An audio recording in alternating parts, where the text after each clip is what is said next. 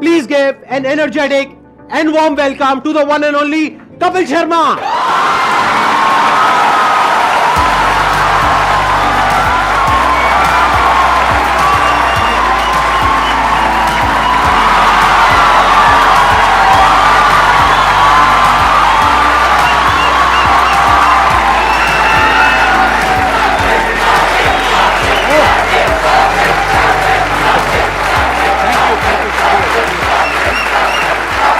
Please, thank you. Thank you इतने प्यार के लिए, मोहब्बत के लिए। क्या एनर्जी आप सबकी, वाह।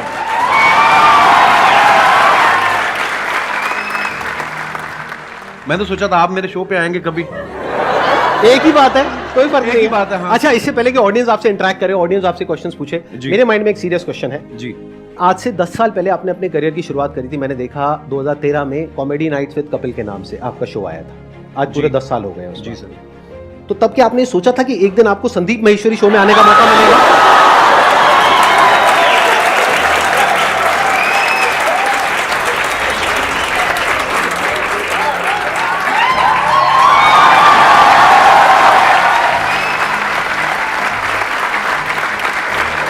मैं सर आपके वीडियोस देखता रहता हूँ। बहुत अच्छा बोलते हैं आप, और बहुत बहुत अच्छा मोटिवेट करते हैं स्टूडेंट्स को, यंगस्टर्स को। मुझे बड़ा अच्छा लगता है। और मैंने 3 महीने के लिए अपना शो बनाया था, पता नहीं चला कब 10 साल हो गए। लोगों का प्यार है, और आप सबकी, लोग बहुत प्यार करते हैं सर आपको।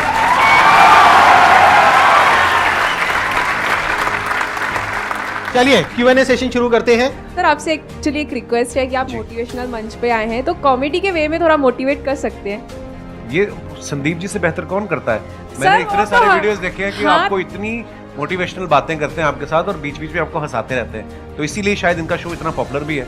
Hello Kapil sir. सर मैं आपका बहुत बड़ा फैन हूँ। Thank you brother. मैं आपके साथ 2 लाइन गाना चाहता हूँ। मैं सीरियसली बोलूँ, आपको देख के मुझे कोई गाना नहीं याद आ रहा। सर मेरे को आ रहा है सर, आपको देख के गाना याद। प्लीज आप शुरू करिए। गुलाबी आंखें जो तेरी देखी, शराबी ये दिल हो गया, संभालो मुझको ओ मेरे यारो, संभलना मुश्किल हो गया।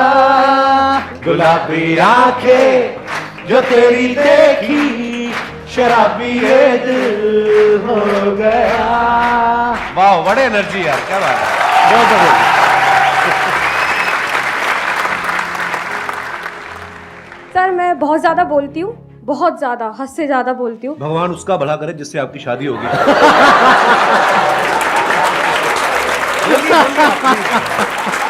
Happy women's day.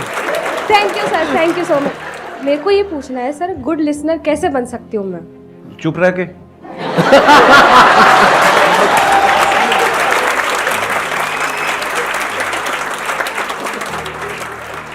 मेरा एक क्वेश्चन था कि आजकल जैसे इंस्टाग्राम पे भी बहुत सारे इन्फ्लुएंसर्स बढ़ रहे हैं, तो कुछ ही टाइम में इनका कंटेंट की कमी हो जाती है। तो आप इतने साल से रेगुलरली कर रहे हो, तो आप कैसे अपने आप को रेलेवेंट रख रहे हैं और हम सबके लिए मतलब अभी भी इतना एंटरटेन कर रहे हैं, और कैसे कर पाए? मुझे ऐसा लगता है आज से जब 15 साल 16 साल पहले जब नेशनल टीवी पे हिंदी में काम शुरू किया था, तो मेरे खुद के दोस्त बोलते थे कॉमेडी बड़ी हो चुकी है, अब नहीं होगी। मैं कहा ऐसे तो सांस भी बड़े ले चुका है ना। तो मुझे ऐसा लगता है कि जब तक दुनिया है, जब तक हालात हैं, हर रोज़ कुछ ना कुछ आपकी ज़िंदगी में घटता है। आप न्यूज़ चैनल लगा के देख लो, हर जगह आपको कोई ना कोई नई चीज़ें मिलती हैं। तो जब तक ये सब होता रहेगा, ह्यूमर भी आता रहेगा। हाँ, मेहनत लगती है, पर हाँ, जैसे ये जो आपकी एनर्जी देखी, जो आप लोगों का प्यार देखा, तो ये हमें मोटिवेट करता है और मेहनत करने के लिए।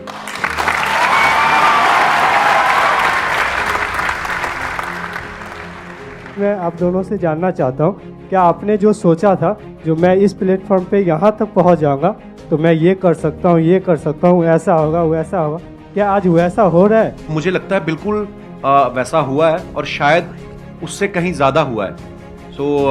मैं बड़ा फॉर्चुनेट हूँ, मैं बड़ा ब्लेस्ड हूँ, और मुझे ऐसा लगता है कि जितना सोच के आए थे उससे कहीं ज़्यादा मिला है। पर हाँ, वो मेहनत करते रहना चाहिए आपको, क्योंकि उसका कोई अल्टरनेट नहीं है। तो आज भी मैं अपने शो के लिए उतनी ही मेहनत करता हूँ, आज भी मैं अपनी टीम के साथ बैठता हूँ। तो मुझे तो ऐसा लग रहा है कि जो मैंने सोचा था शायद उससे ज़्यादा ही हो रहा है।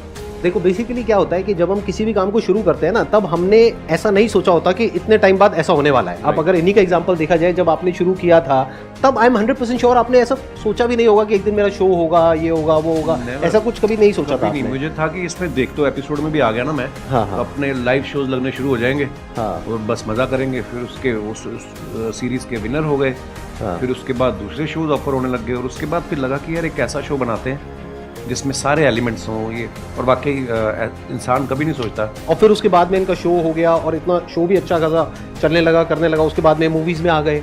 अब अभी इनकी एक और एक मूवी आने वाली है, प्रोड्यूसर बन गए, फ्लॉप हुए, खतरनाक बड़ी सारी चीजें होती हैं। और अभी भी आपकी एक मूवी आने वाली है नेक्स्ट। अभी भी देखो, अभी जो मूवी आ रही है सीरियस मूवी है, मतलब सीरियस इन द सेंस कि मैं ऑलरेडी जो टीवी पे कर रहा हूँ उससे बिल्कुल अलग है, तो लोग उसमें भी बड़ा हैरान, पाओ कुछ अलग आ रहा है।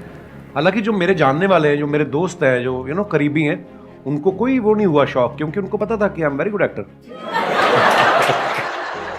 तो बिल्कुल संदीप जी ने सही कहा, बहुत सारी चीजें होती है जो हम लोग हमारे बियॉन्ड में हमने एक्चुअली नहीं सोची होती। इसको आप इस तरीके से देखो कि जैसे जैसे हम लाइफ में आगे बढ़ते हैं ना, तो हमारी जो विजन है वो बड़ी होती है। बिल्कुल। जब अभी अगर आप अपनी बात करो तो आपकी विजन इतनी सी है, तो आपको लग रहा है कि मैं बस इतना ही कर सकता हूं। जब वहां पहुंच जाओगे तो विजन और बढ़ जाएगी। फिर एक ऐसा पॉइंट आ जाता है जब विजन आपकी 360 डिग्री हो जाती है, तब आपके अंदर से आने लग जाता है कि यार मैं कुछ भी कर सकता हूं।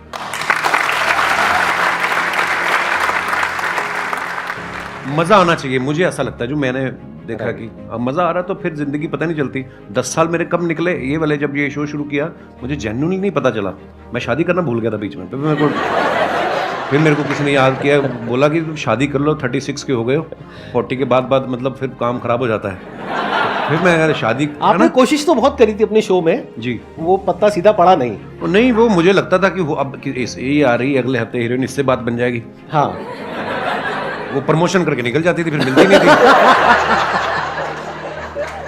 ये बात आपको थोड़ा लेट समझ आई कि वो अपने प्रमोशन के लिए आ रही है। आप अपनी प्रमोशन करते थे, बात बनी नहीं। चलो कोई नहीं, लेकिन आई थिंक आपका भी जो रिलेशनशिप है, अगर एक बार हम थोड़ा सा ऑफ ट्रैक जाए जी, तो बहुत पुराना रिलेशन है आपका गिन्नी के साथ। हाँ हाँ, ऑफ कोर्स। मैं कॉलेज में पढ़ता था, जब मैं पोस्ट ग्रेजुएशन के लिए एडमिशन लिया अमृतसर से जलंधर, तो हमारे यूथ फेस्टिवल जैसे होते हैं, है ना, यूनिवर्सिटी के इंटर कॉलेज कंपटीशन।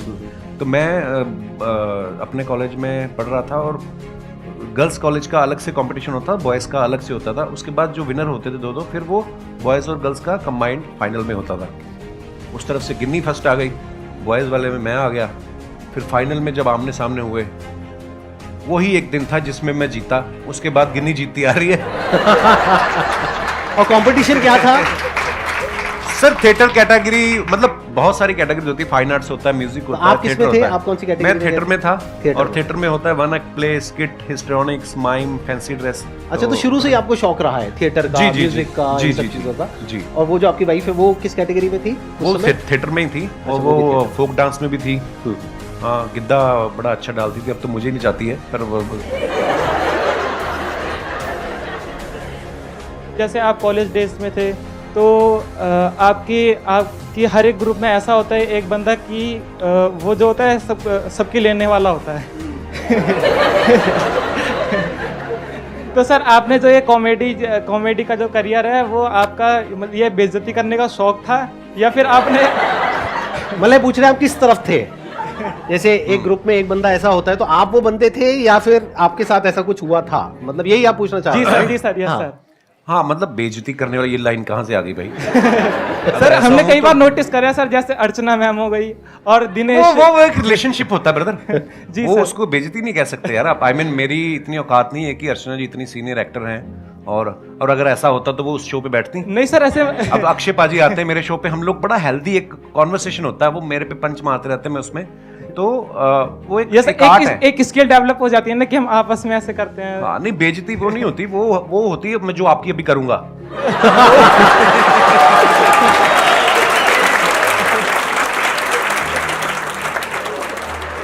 मैं स्कूल में ऐसा नहीं था, बिल्कुल कॉलेज में भी ऐसा नहीं था। हाँ, पर मुझे लोगों को हंसाना अच्छा लगता था, पर मैं बड़ा इंट्रोवर्ट था। मुझे लगता कि शायद मैंने ना बहुत साल लोगों को ऑब्जर्व करता रहा, देखता रहा, अलग अलग कैरेक्टर। तो जैसे अभी मैडम ने भी सवाल पूछा था, तो वो चीज़ें डेवलप हो रही होती हैं, आपको नहीं पता होता है कि आपके अंदर कुछ डेवलप हो रहा है धीरे धीरे करके। तो अच्छा लगता था लोगों को हंसाना। सो आई थिंक उसी की सर वजह अपने आप पर भी शायद- हंसना भी स्किल है सर, कई लोग हैं जो अपने सबसे आप पे पहले हंस ही नहीं पाते। सबसे पहले अपने ऊपर हंसो। एक मैं आपको मंत्र बताऊं छोटा सा, अगर आपको लगे ना कि यार मेरे बारे में लोग क्या कहेंगे, सबसे पहले अपने बारे में खुद ही कह दो। जब आपके शो में कोई भी आता है या जैसे एक्टिंग हो गया या सिंगर, तो आपको किस में मजा आता है? आपने एक्ट्रेस तो बोला ही नहीं। मेन मजे वाली बात है, है सिंगर है। सिंगर के साथ ज्यादा मजा आता है या हाँ, मुझे एक्चुअली क्योंकि पर्सनली मुझे म्यूजिक का बहुत शौक है, नहीं एक्टर के साथ भी बहुत मजा आता है, मस्ती मजाक करते हैं, पर कोई जब सिंगर आता है तो उससे ये होता है कि आप भी एंटरटेन होते हो, है ना, नहीं तो अदरवाइज हम उनको कर रहे होते हैं या ऑडियंस को कर रहे होते हैं। तो म्यूजिशियंस कोई भी आते हैं सिंगर या, तो मुझे बड़ा अच्छा लगता है। Thank you. क्वेश्चन मेरा ये है, जैसे कि सर वैसे मैं डिजिटल मार्केटिंग करता हूँ और क्या कहते हैं मिमिक्री वगैरह भी कर लेता हूँ मैं। अच्छा जी। बट मैं क्या है, मैं कहीं चैनल वगैरह पे किसी चीज़ पे मैंने कोई चैनल वगैरह नहीं बनाया। वैसे क्लाइंट के लिए हम लोग ये काम करते हैं, तो उनकी जो सोशल मीडिया अकाउंट है मैं अच्छे खासे रीच उन पे ला सकता हूँ, बट मेरे को टाइम नहीं मिल पाता। ऐसा भी नहीं है, बहुत कुछ करता हूँ, मतलब समझ में नहीं आता कि टाइम क्यों नहीं मिलता अपने लिए अगर निकालना चाहूँ तो। आप जवाब देंगे, मैं जवाब दूं? हाथ तो नहीं उठाना चाहते ना? मेरा आपसे सवाल है अब, ये सवाल आपने हमसे क्यों पूछा? क्योंकि आपका टाइम है। देखो मैंने जैसे कहा कि आपको जिस चीज में मजा आता है, अगर आपको लग रहा है कि आपको जो आप जो कर रहे हैं उसमें आपको मजा आ रहा है, तो फिर आप वो अपने लिए कर रहे हैं, आप ही का टाइम है। और अगर आपको उसमें मजा नहीं आ रहा तो फिर मजा ढूंढने का। नहीं सर, मजा तो आता है, मतलब वही है कि टाइम नहीं मिल पाता, पता नहीं कैसे नहीं मिल पाता। भाई टाइम मिलता नहीं है, निकालना पड़ता है। My question is for both of you कि क्योंकि आप लोग अपनी फील्ड में ना you are the number one, which whatever you are doing right now, you are at the top. तो जब आप लोग उस स्टेज पे थे जहाँ पे आपको आपको पता था आपका काम अच्छा है, पॉपुलैरिटी मिल रही है and people around you started recognising you, तो उस स्टेज पे तो सब ऐसा होता है ना कि अरे यार तुम तो बहुत अच्छा करो, यू नो कि भाई अच्छा क्या है बुरा क्या है, but those people around will be a yes person कि आप जो बोलोगे दिल बी यस सर। सो उस सिचुएशन में when you are at place where you can have everything, so how do you maintain that calm and composure? And वो ऐसा होता है ना कि यू आर you know कि you know what I need to do rather than getting affected by other people's opinion। तो वो अपने आप को कैसे आप मैनेज करते हो उस सिचुएशन में, या अपने आप को कैसे रियलाइज कराते हो कि ये सब जो चीज़ें हैं ना, फेम है जो भी है, ये तो आएगा चला जाएगा, but me as a person my value is determined by my work, so how do you continue to do that? Wow.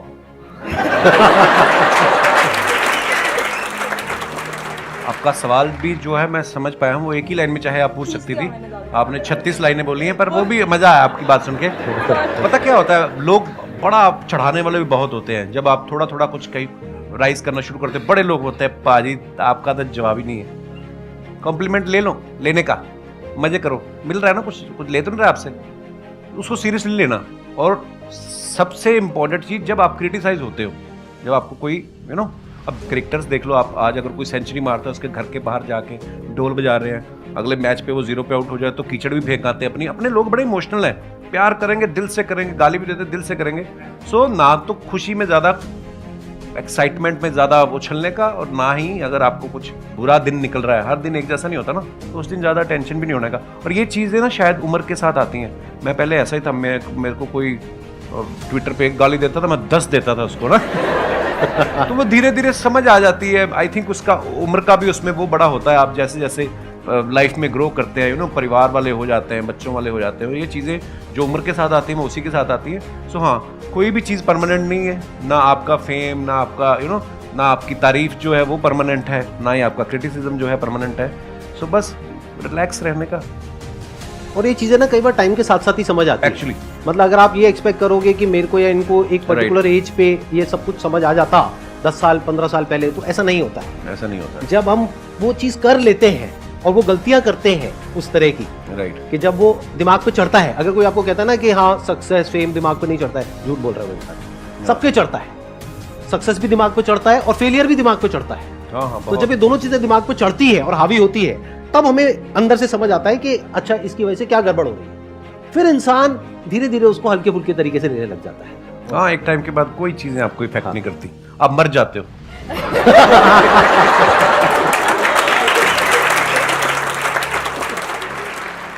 मेरा एक ही क्वेश्चन है, हम खुद का बिजनेस कर रहे हैं, कुछ भी कर रहे हैं, हम कैसे टीम बिल्ड करें उनके अंदर कैसे लॉयल्टी लेके आए, हम कैसे पता करें उनके दिल के अंदर हमारे लिए मतलब बहुत ज़्यादा लॉयल्टी है, मतलब समर्पण है हमारी कंपनी के लिए, हमारे लिए, हमारे टीम मेंबर के लिए।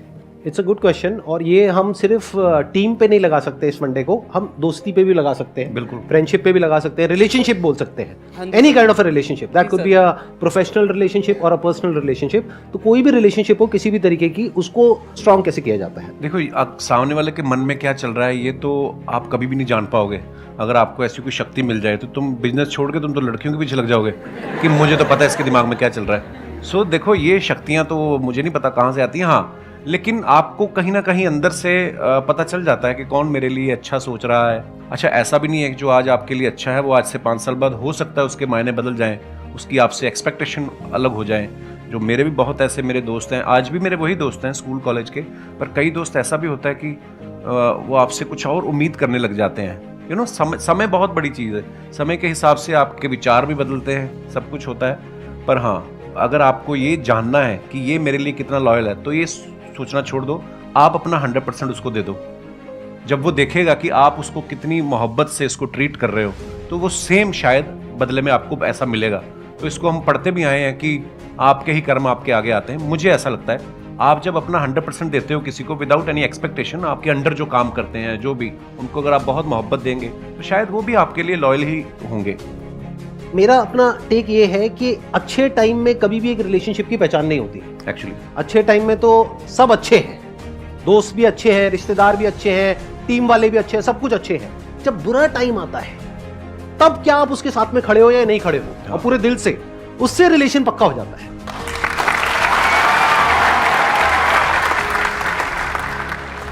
मैं आप दोनों की बहुत बड़ी फ़ैन हूँ। Thank you. प्लस आप दोनों ही बहुत पॉजिटिव पीपल हो, लाइक अगर देखें तो किसी को हंसा सकते हो बहुत इजीली और मोटिवेट भी कर सकते हो अपनी कॉमेडी से और अपनी बातों से।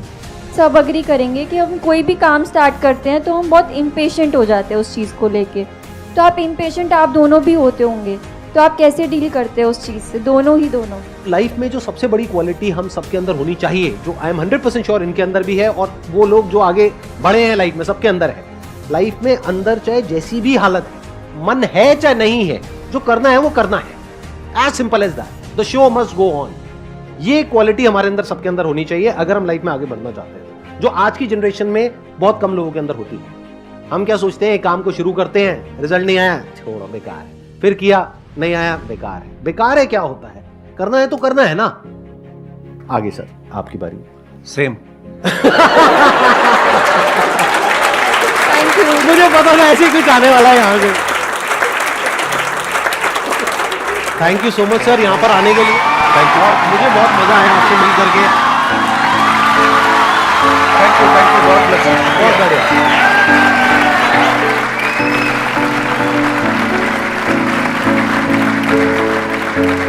Thank you.